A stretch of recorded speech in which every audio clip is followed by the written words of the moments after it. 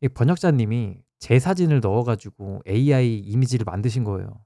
저 이런 느낌의 노란색 옷 자주 입잖아요. 예. 이거 혹시 나? 난가? 사진은 뭐야? 처음부터 노란색 옷 입고 할까요?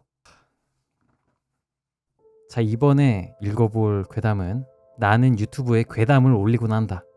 하지만 이번에는 이야기가 현실이 되었다라는 이야기입니다. 당신은 나를 모른다.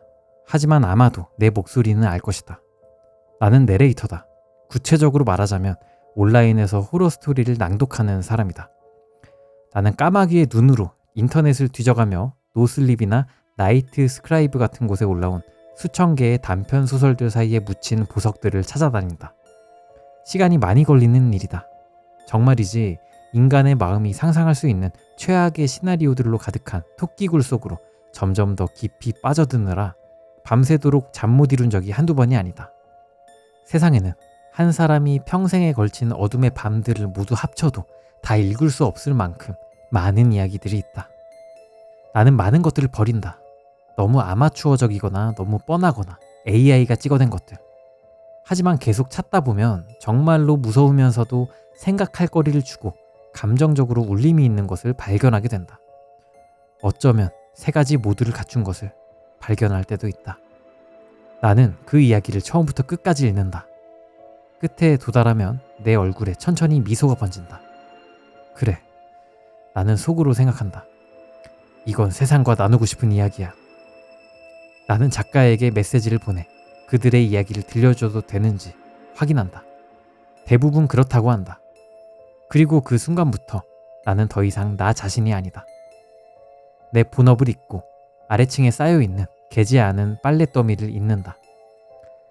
먹거나 잠을 자야 한다는 것도 잊는다. 나는 불을 끄고 컴퓨터 앞에 앉는다.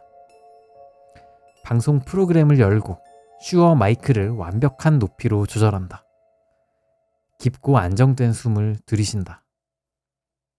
제 사진을 GPT로 돌리셔가지고 만든 사진이라고 합니다. 옷이 똑같죠? 예. 녹음 버튼을 누른다. 그리고 말하기 시작한다. 나는 이야기의 주인공이 된다. 내가 정말 누구인지는 더 이상 중요하지 않다. 나는 그저 어둠 속의 누군가다. 남자일 수도 여자일 수도 있다. 이야기에 따라 다르다. 오직 내 목소리만으로 나는 등장인물들에게 생명을 불어넣고 그들을 피할 수 없는 파멸의 길로 천천히 이끌어간다. 나는 잠시 멈추고 특히 강렬한 대사의 두 번째 테이크를 녹음한다. 이야기가 카타르시스의 절정에 이르면 내 목은 감정으로 떨린다. 나는 녹음을 편집하고 분위기를 살리기 위해 앰비언스를 추가한다. 앰비언스는 이제 배경음을 뜻합니다. 그리고 온라인에 올린다. 전 세계 사람들이 듣는다. 처음에는 내 단골 청취자들이 몇 명. 하지만 곧 다른 사람들이 끌려온다. 어디선가 링크를 따라와서 알고리즘에 이끌려서. 그들은 내가 말하는 동안 모닥불빛 가장자리에 앉아있다. 어둠에 잠긴 그들의 방에서, 차 안에서, 직장에서 내 목소리는 그들이 혼자서는 절대 찾지 못했을 생생한 상상력의 이야기를 들려준다. 그리고 그렇게 세상은 무해하게 조금 더 어두워지고 조금 더 재미있어진다. 무해하게. 오늘까지는 그랬다. 주간 업로드 마감까지 며칠 남았기에 나는 녹음할 이야기를 찾으러 나섰다. 블랙커피 한 잔을 따르고 평소 사이트들의 탭을 열어놓고 검색을 시작했다. 나에게는 간단한 규칙이 있다. 이야기가 첫 1분 안에 내 관심을 끌지 못하면 다음으로 넘어간다. 내 관심을 끄는 건 많지 않다. 글의 어떤 유창함이라든지 흥미로운 플롯의 도입부 혹은 그냥 마음에 드는 표현 하나. 어떤 날은 바로 맞는 이야기를 찾는다. 오늘 같은 다른 날에는 눈에 띄는 게 없다. 1시간 동안 위아래로 스크롤하고 모든 새 게시물을 클릭해봤지만 여전히 내 관심을 끄는 건 찾지 못했다. 이런 일이 가끔 있다. 나는 대처 방법을 알고 있다. 클래식을 낭독할 수 있다. 2010년에 고대로부터 내려온 크리피 파스타들. 모든 사람이 제프 더 킬러 그리고 끝이 없는 집의 이야기를 알지만 내가 들려주는 건 들어본 적이 없다. 물론 내가 직접 이야기를 쓸 수도 있다. 시간이 될 때 그렇게 한다. 하지만 오늘은 그럴 시간이 없을 것 같았다. 아니면 비상용 폴더를 확인할 수 있다. 여기는 첫 번째로 낭독하기에는 충분히 눈에 띄지 않지만 두 번째 기회를 줄 만큼은 인상적이었던 유망한 이야기들을 저장해두는 곳이다. 이 폴더는 어디서 찾았든 복사해서 붙여넣은 텍스트 파일들의 뒤죽박죽 덤이다. 몇 개를 열어보고 각각의 첫 몇 단락을 훑어봤다. 그래, 왜 이것들을 저장했는지 이제 기억났다. 꽤 좋았다. 잘못된 하이킹 여행, 불길한 낯선 사람과의 늦은 밤 만남. 뻔한 소재들이긴 하지만 이야기는 들려주는 방식에 달려있다. 내 경우에는 말이다. 100번도 더 들어본 이야기라도 세부사항이 정확하다면 매혹적일 수 있다. 나는 계속해서 목록을 아래로 내려갔다. 그리고 그때 그것을 봤다. 나레이터 텍스트 파일. 이게 뭐지?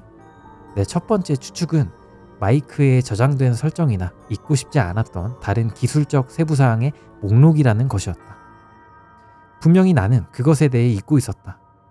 파일을 더블클릭하자 창이 확장되어 내 모니터를 가득 채웠다.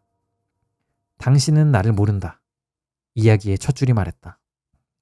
하지만 아마도 내 목소리는 알 것이다. 흥미롭다. 내레이터에 관한 이야기였다. 구체적으로 온라인에서 호러 스토리를 낭독하는 사람에 관한 나는 그런 이야기를 많이 본 적이 없었다. 첫 몇 단락은 온라인 낭독의 개념과 그 주변의 커뮤니티를 꽤 간결하게 묘사했다. 슈어 마이크에 대한 언급에 미소가 지어졌다. 이런 일을 하는 사람들이 모두 쓰는 거다. 참고로 지금 제가 쓰고 있는 마이크도 슈어 마이크입니다. 나는 식어가는 커피를 홀짝이면서 동명의 내레이터가 자신의 커피를 따르는 모습을 묘사하는 부분을 읽었다. 이걸 쓴 사람이 누구든 백업 이야기들로 가득한 비상용 폴더까지 나와 비슷한 과정을 거치는 게 분명했다. 나는 그들이 나레이터 텍스트 파일을 찾는 부분에 이르러 멈췄다. 내 첫 번째 본능은 어깨 너머로 뒤를 돌아보는 것이었다. 왜 그랬는지 모르겠다. 내가 돌아서서 내 방의 깊은 그림자들을 훑어볼 때 의자가 크게 삐걱거렸다. 거기에는 아무도 없었다. 당연히 없었다. 하지만 내가 모니터로 다시 돌아섰을 때 누군가가 바로 내 뒤에 서 있다는 감각을 떨쳐낼 수 없었다.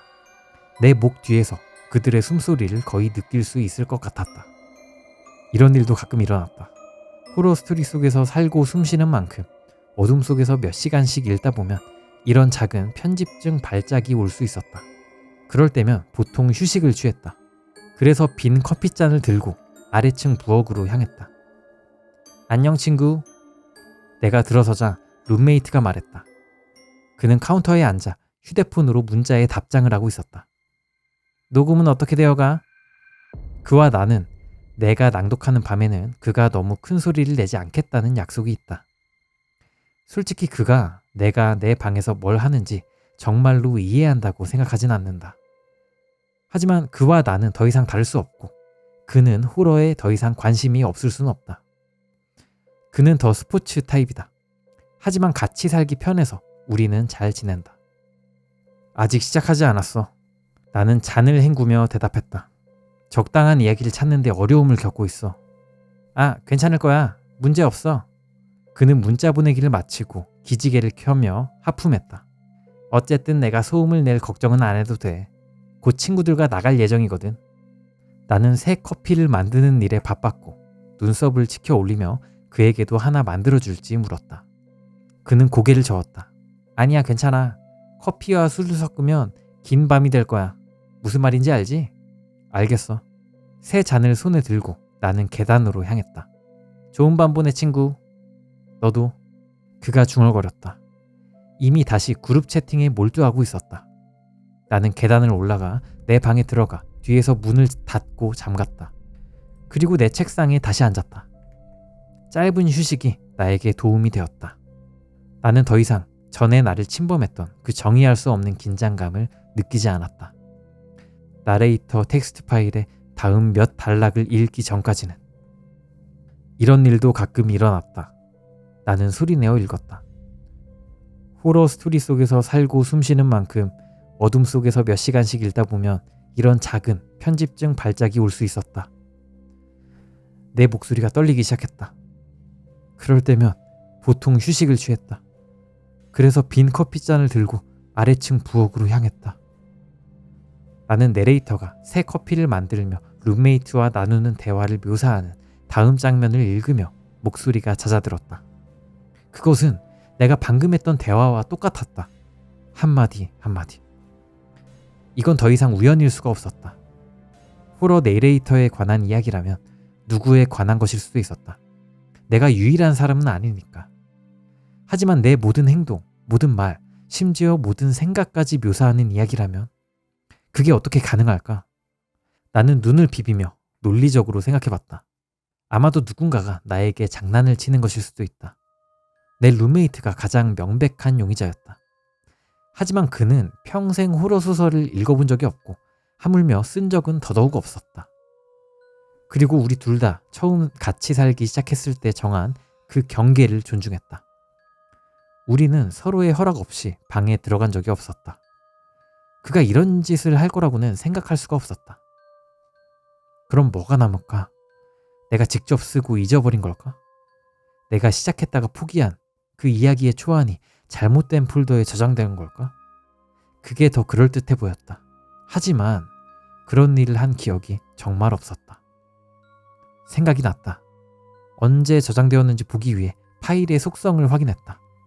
아마도 6개월 전에 온라인에서 찾아서 완전히 잊어버렸고 지금은 무의식적으로 그 기억이 천천히 떠오르면서 이야기의 사건들을 재현하고 있는 것일 수도 있다. 오늘 생성되었다. 8시 38분에. 내 눈이 천천히 현재 시간이 표시된 내 모니터의 오른쪽 아래로 향했다. 8시 3분이었다. 내 컴퓨터를 믿는다면 이 파일은 앞으로 30분 후에야 생성될 예정이었다. 나는 커피를 한 모금 마셨다. 너무 뜨거웠지만 신경을 진정시키는 데 도움이 되었다. 이것에 대한 합리적인 설명이 있을 거였다. 나는 텍스트 파일을 다시 봤다. 이야기의 몇 페이지가 더 남아있었다. 그 긴장감이 12월의 눈처럼 차갑고 무겁게 내 어깨에 다시 내려앉았다. 두 가지 생각이 한 방은 명치에, 한 방은 양 눈썹 사이에 주먹질을 하듯 나를 때렸다. 첫째, 이 이야기가 정말로 나에 관한 것이라면? 둘째, 이 이야기가 내 죽음 같은 끔찍한 일을 기록한다면? 마우스 휠을 한 번만 굴리면 어떤 사이코패스가 내 방으로 달려와서 내 뒤통수에 도끼를 박는다거나 무서운 얼굴이 어둠 속에서 나타나 해골 같은 턱을 벌려 나를 통째로 삼킨다는 묘사가 나올 수도 있지 않을까? 그런 말들을 읽으면 그것들이 현실이 될까? 터무니없다. 터무니없어 보였다. 그 순간에는 그것이 아주 충분히 일어날 수도 있는 일처럼 보였다.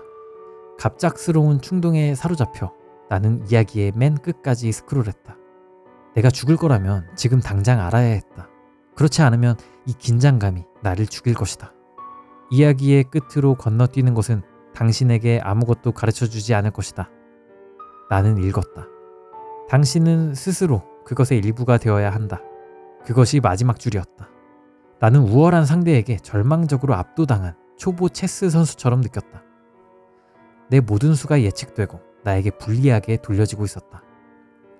나는 다시 위로 스크롤했고 올라가면서 내 눈이 무작위 문장들을 낚아챘다. 그들은 말로 묘사할 수 없는 모습이었다. 그들이 문을 향해 오고 있었다.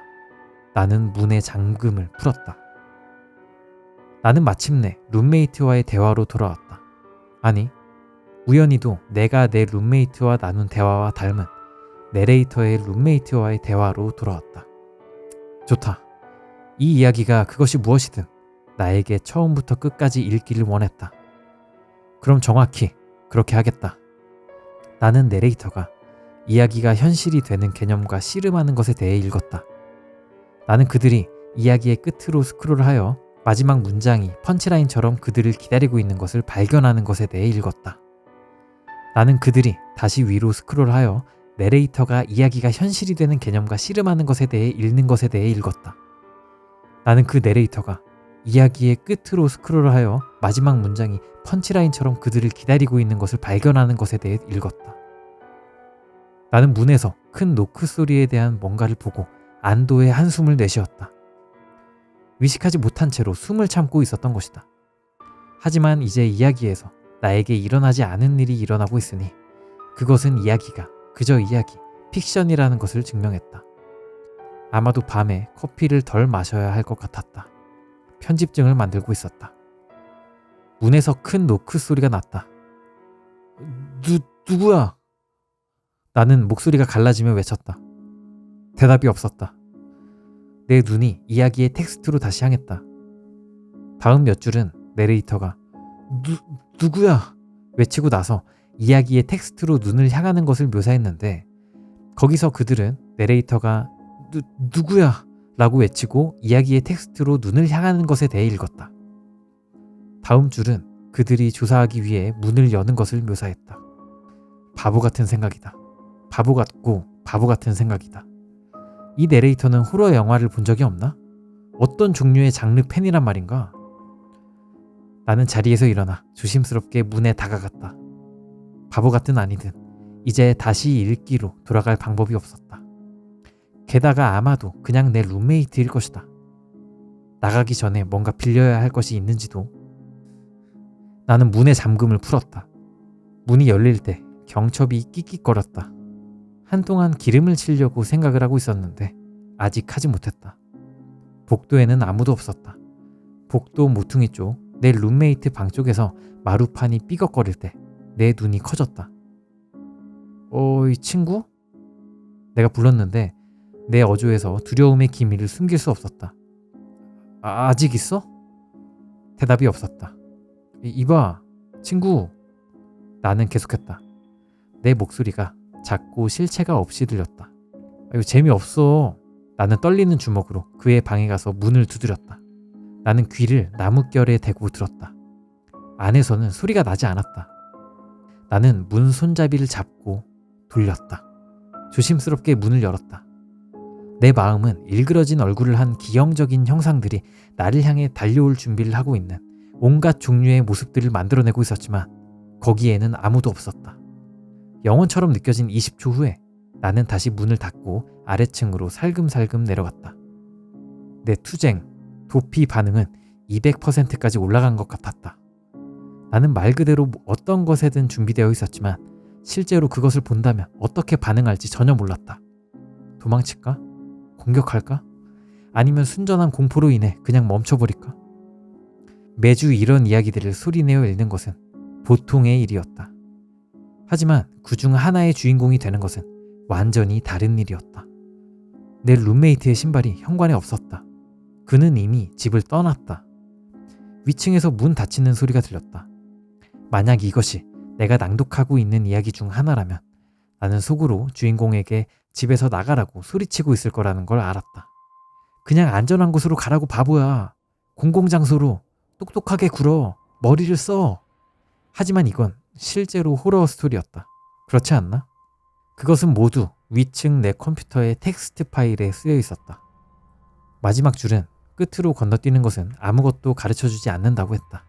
내가 스스로 그것의 일부가 되어야 한다고.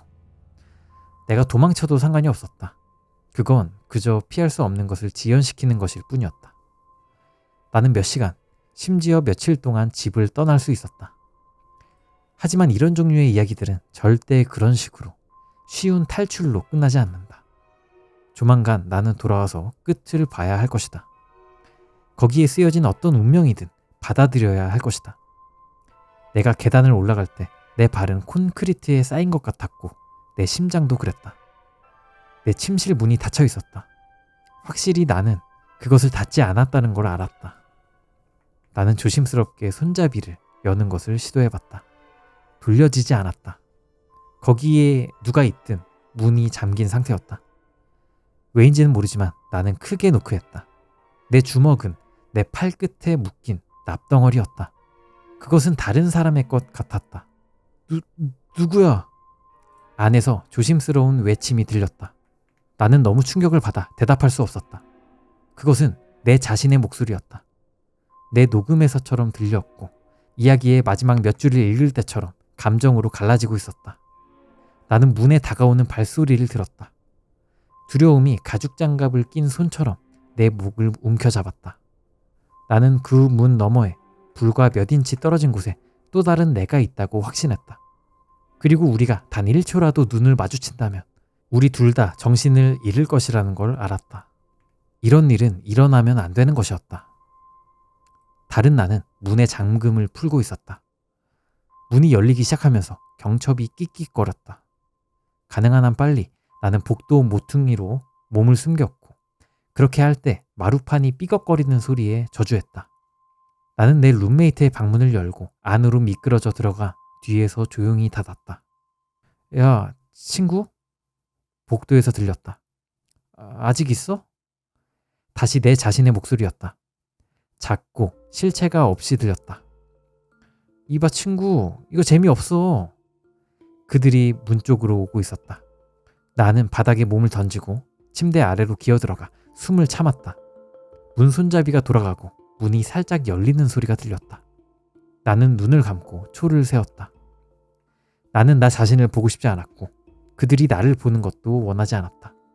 우리가 서로를 본다면 뭔가 끔찍한 일이 일어날 것이었다.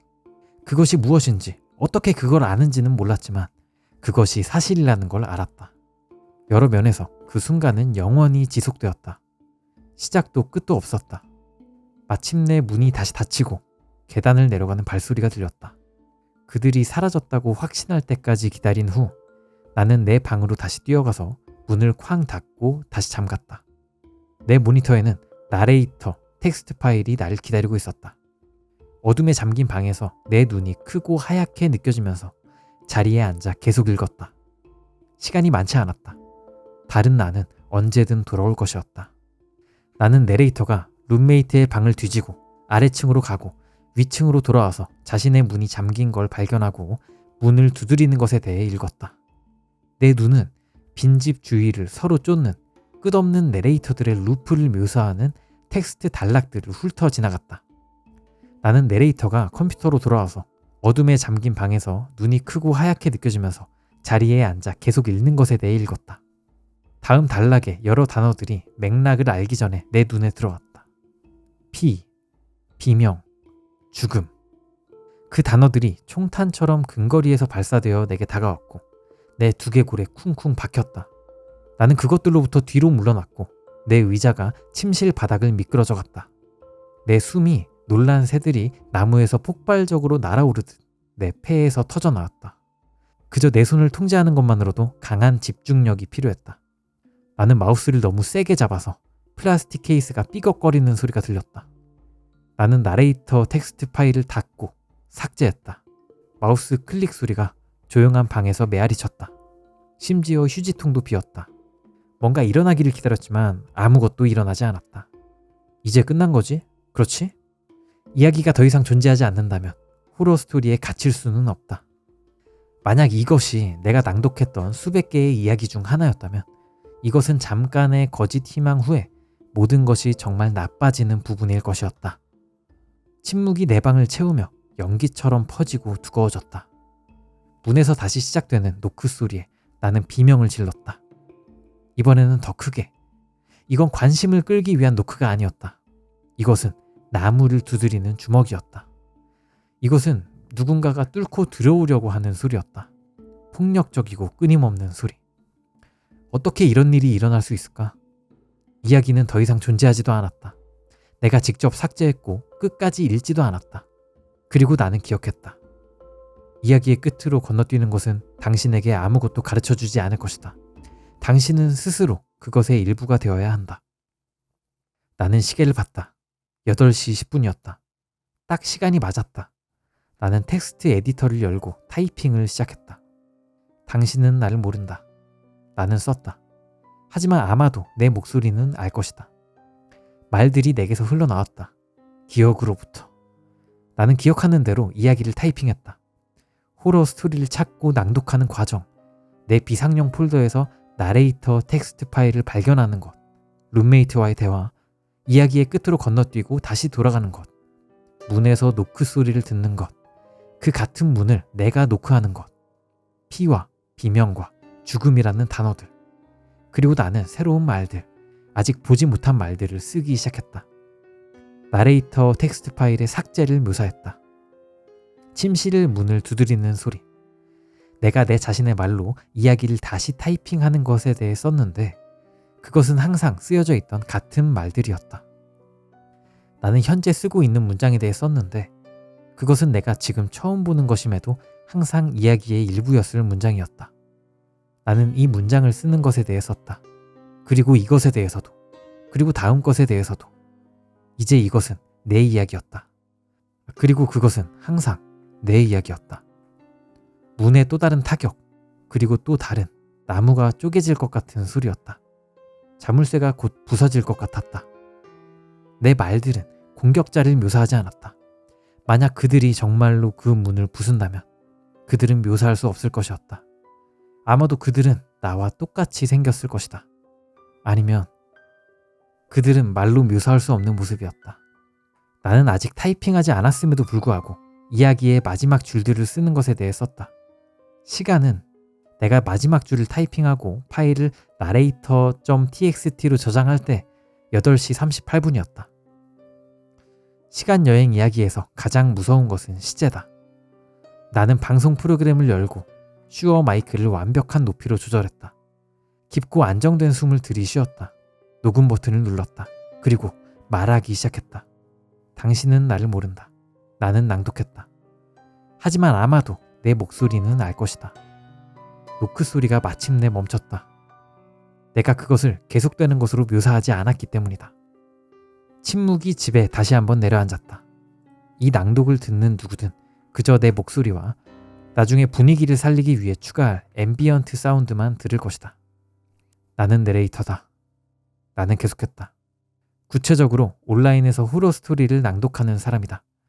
나는 까마귀의 눈으로 인터넷을 뒤져가며 노슬립이나 나이트 스크라이브 같은 곳에 올라온 수천 개의 단편 소설들 사이에 묻힌 보석들을 찾아다닌다. 시간이 많이 걸리는 일이다.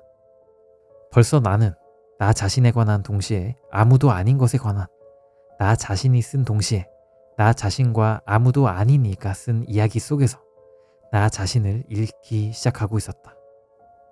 내가 정말 누구인지는 더 이상 중요하지 않다. 나는 내 팝 실드에 나일론 메쉬를 응시하며 마치 모닥불 옆에 앉아있는 것처럼 내 주변에 눈을 크게 뜬 친구들과 낯선 사람들의 청중이 있는 것처럼 이야기를 들려주었다. 나는 천천히 조심스럽게 말했다. 이런 이야기들은 서두르면 안 된다. 그것들의 영혼은 몇 개의 요점으로 요약될 수 없다. 당신은 그것들에 거주해야 한다. 잠깐이나마 그 안에서 살아야 한다. 나는 잠시 멈추고 특히 강렬한 대사의 두 번째 테이크를 녹음했다. 그리고 이야기가 카타르시스의 절정에 이르렀을 때 내 목은 감정으로 떨렸다.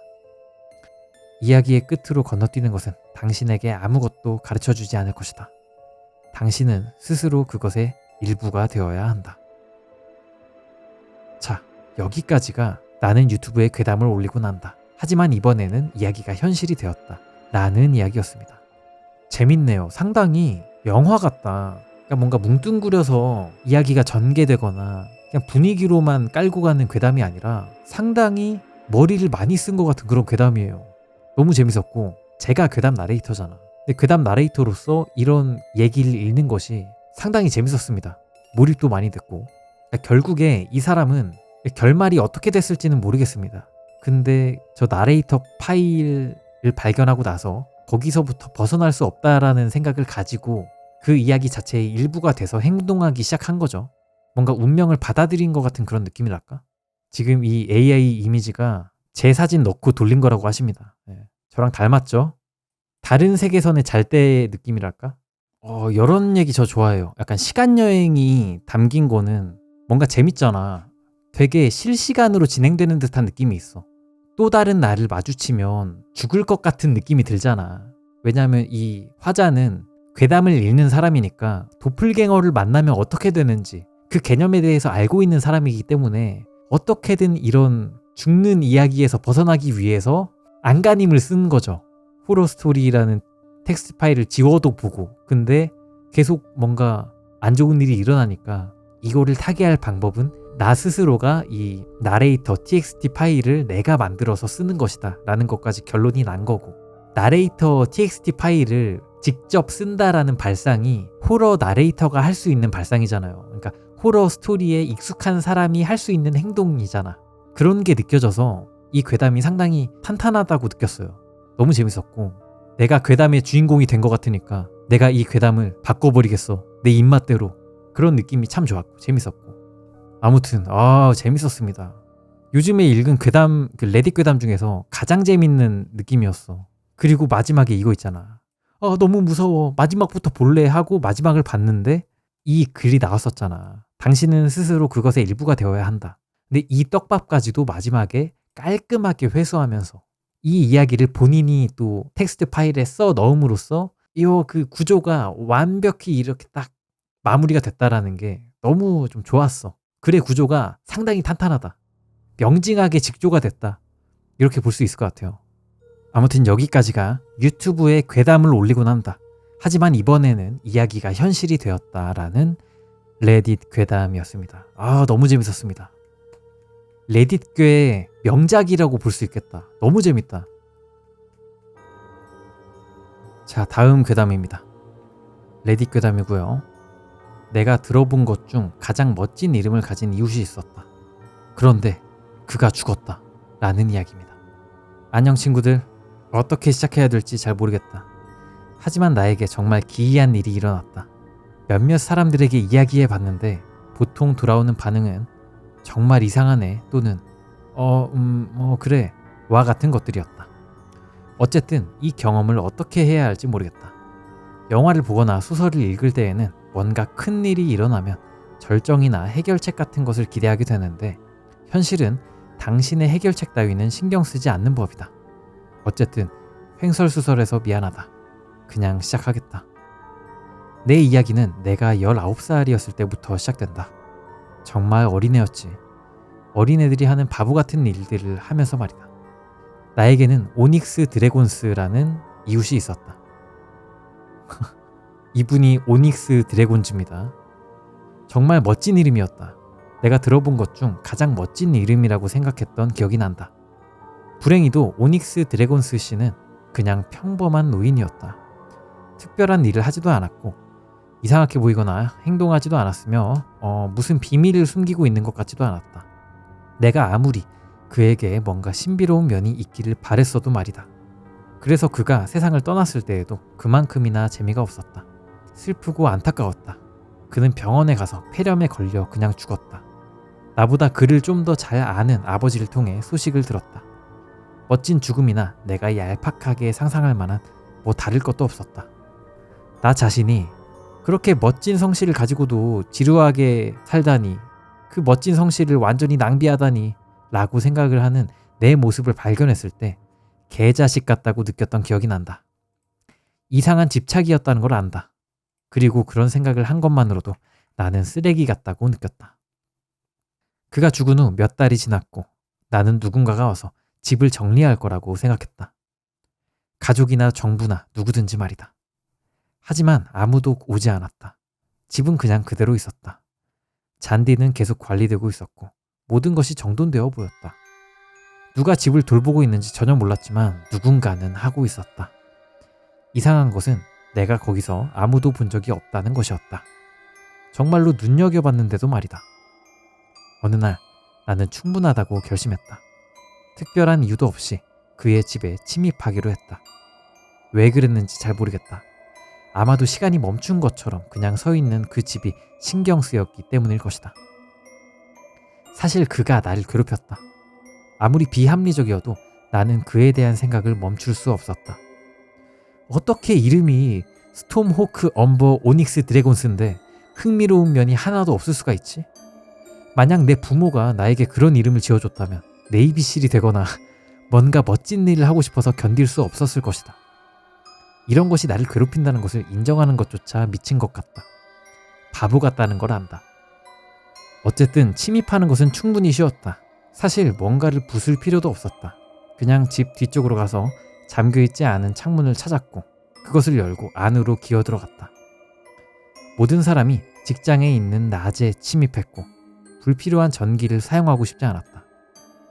전력회사가 알아차리고 조사할지 모른다고 생각했다.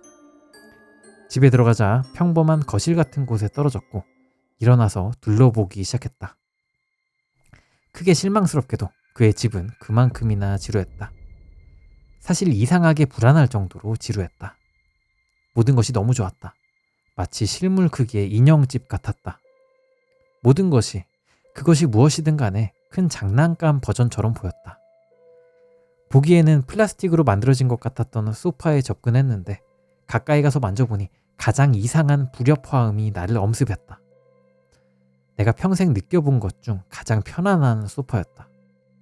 그 어떻게든 그 괴리감이 나를 충격에 빠뜨리기에 충분했지만 막지는 못했다. 그의 서랍 등을 뒤지기 시작했는데 이상하게도 모든 것이 비어 있었다. 어떤 서랍이나 찬장에도 아무것도 없었다. 그릇도 서랍에 쌓이는 것 같은 잡다한 물건들도 없었다. 모든 책들이 단단한 물체였고 심지어 열리지도 않았다. 그냥 장식품이었다. 이게 무엇인지 너무 혼란스러워서 어떻게 느껴야 할지도 몰랐다. 소름이 끼쳐야 할까? 흥미로워해야 할까? 지금도 여전히 어느 쪽인지 확실하지 않다. 떠나야겠다고 생각을 했지만 그냥 편집증적으로 생각하는 것 같기도 했다. 도대체 플라스틱이 나에게 무엇을 할 수 있겠는가? 플라스틱 책 중 하나를 집어들어서 제자리에 돌려놓으려고 할 때 가장 이상한 일이 일어났다. 너무 미묘해서 그 당시에는 제대로 인식하지도 못했다. 책을 다 읽었을 때와 비슷한 성취감을 느꼈다. 나는 노인과 바다의 전제에 대해 생각하고 있는 내 자신을 발견했다. 무익함으로 끝나는 투쟁. 하지만 그때 기억했다. 나는 그 책을 읽은 적이 없었다. 나는 몸서리를 치며 어깨를 으쓱했다. 아마 학교에서 들은 강의 같은 것이겠지. 야, 이 플라스틱 책을 들었다 놓은 것만으로도 책을 읽은 효과가 나는 거네요. 신기하네.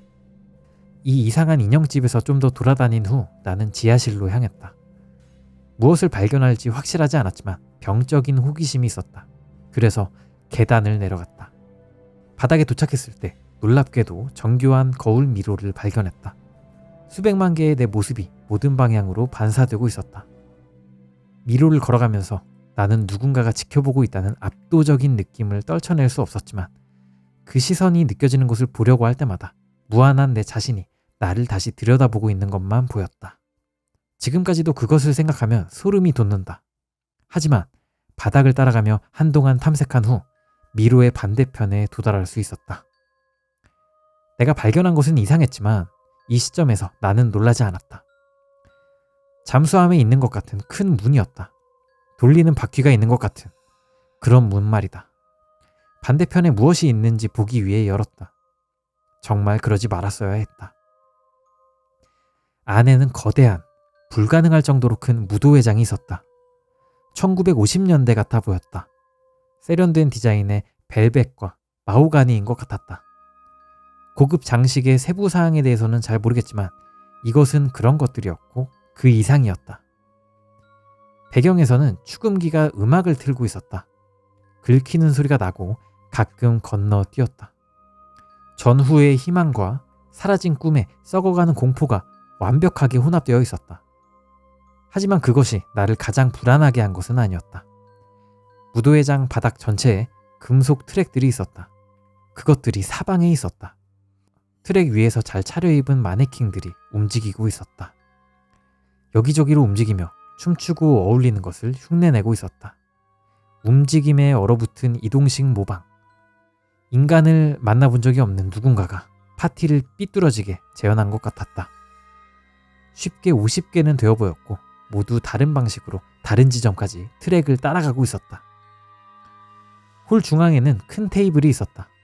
떠나려고 생각을 했지만 돌아보니 거울 미로에서 수많은 내 자신이 내가 있는 곳에 머물라고 하는 것이 보였다. 나는 저항할 수 없었다.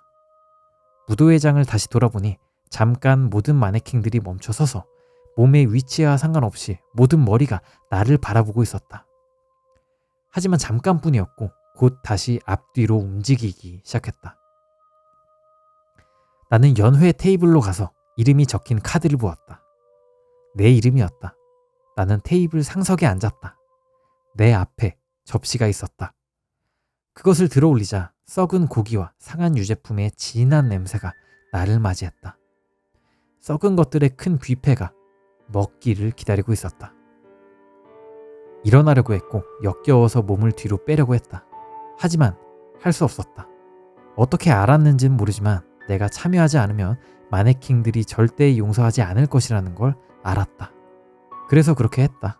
썩은 한 입으로 시작했다. 그 다음 또 한 입, 또 한 입. 매번 먹을 때마다 음식이 회복되는 것 같았고 썩은 것이 원래대로 돌아갔다.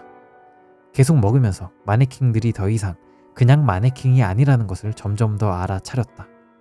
그들이 살아나고 있었다. 나는 맛있는 식사를 계속했다. 거의 다 먹을 쯤 주변에서 내 파티를 즐기고 있는 남녀들을 둘러보았다. 접시에 음식이 다 떨어졌을 때 친절한 웨이터가 다가와서 정중하게 물었다. 음식을 더 드시겠습니까? 아니면 와인 한 잔은 어떠세요? 저는 둘 다 좋겠다고 답했고 웨이터는 미소를 지으며 답했다. 물론입니다, 오닉스 드래곤스 씨. 바로 가져다 드리겠습니다. 그리고 나는 춤추기로 했다. 여기까지였는데요. 그러니까 이 주인공이 오닉스 드래곤스 2세가 된 거죠. 2대 오닉스 드래곤스가 된 거야. 그러니까 이 저택은 인간을 오닉스 드래곤스로 만드는 저택인 거임. 몇 살 때 들어간 거지 이거? 19살 때부터니까 그러니까 거의 성인이 되자마자 오닉스 드래곤스 2세가 된 거네. 이 저택이 되게 오묘한 것 같아. 이 주인공도 이 저택에 홀려가지고 오닉스 드래곤스인 거를 본인이 납득하고 그렇게 살기로 결심을 하잖아요. 뭔가 자연스럽게. 그러니까 결심을 한 것도 아니야. 그냥 자연스럽게 나는 오닉스 드래곤스, 이 저택의 주인이다, 이 파티의 주인이다, 이런 거를 자연스럽게 받아들인 거 아니야. 근데 마지막이 이게 AI 사진 때문에 그렇지 이렇게 바뀌었을 것 같진 않은데 그냥 이 젊은 상태 그대로 오닉스 드래곤스의 그 이름을 물려받은 것 같은 그런 느낌이 있어. 저는 좀 그렇게 생각이 드네요. 아니 말고. 자, 재밌었고요. 자, 다음 이야기입니다. 다음 레딧 괴담은 내 아들의 상상의 친구는 알아서는 안 될 것들을 알고 있었다. 이제 그가 결코 상상의 존재가 아니었다고 생각한다. 라는 이야기입니다. 내 아들 케일럽은 3살 때부터 그의 상상 친구 메이프스 씨와 이야기하기 시작했다. 서양에는 이런 게 있다 하더라고요. 상상 친구랑 막 대화하는 그런 문화가 있대던데. 궁금하다. 알아봐야겠다. 상상 친구에 대해서 살짝 알아보겠습니다. 상상의 친구는 어린아이가 가상의 존재를 보거나 대화를 나누는 등의 증상 혹은 그 증상을 통해 묘사되는 가상의 존재를 칭하는 말이다. 가상의 존재는 사람일 수도 동물일 수도 있으며 간혹 솜사탕으로 된 분홍색 코끼리와 같이 현실에 존재하지 않는 생명체의 모습을 띠기도 한다. 또한 자아가 더욱 구체적인 상상의 친구를 만들어내는 행위는 툴파로 별칭되기도 한다. 아동 심리학적인 의미로 상상의 친구는 발달상으로 보편적으로 문화권과 성별 상관없이 아이가 만 2세부터 3세경부터 갖기 시작하여 만 11세가 끝나기 이전에 머릿속에서 지우게 되는 존재라고 합니다. 사실 이 글을 보는 어른들 대부분도 그러한 개념을 유년기에는 갖고 있었을 확률이 높지만 그런 것을 그림이나 글로 상세히 기록하지 않는 한 성장하며 동심을 버리고 상식을 갖는 것처럼 결국 지워진다 라고 하네요. 야, 이거 신기하다. 그러니까 나도 그렇고 여러분들도 이게 있었을 가능성이 높다라는 거잖아. 어린아이가 불안함과 외로움을 견디기 위해서 만든 공상적인 존재이다. 그 시기의 아이들은 상상과 현실의 괴리를 구분하지 못하기에 나타나게 되며 상상의 친구는 보통 자신이 겪은 경험과 관련되어 있다. 예를 들어 유치원에서 갖고 싶은 장난감을 얻지 못한 스트레스를 모든 것을 받아줄 상상 친구에게 푸는 것. 열, 신기하네. 아무튼 상상 친구에 대해서 간략하게 알아봤고 다시 읽어보도록 하겠습니다. 내 아들 케일럽은 3살 때부터 그의 상상의 친구 메이프스 씨와 이야기하기 시작했다. 처음에는 무해했고 심지어 귀여웠다. 저녁 식사 때 그를 위한 자리를 마련해주거나 문을 열어주기 위해 잠시 멈추곤 했다. 아내와 나는 그냥 웃어 넘겼다.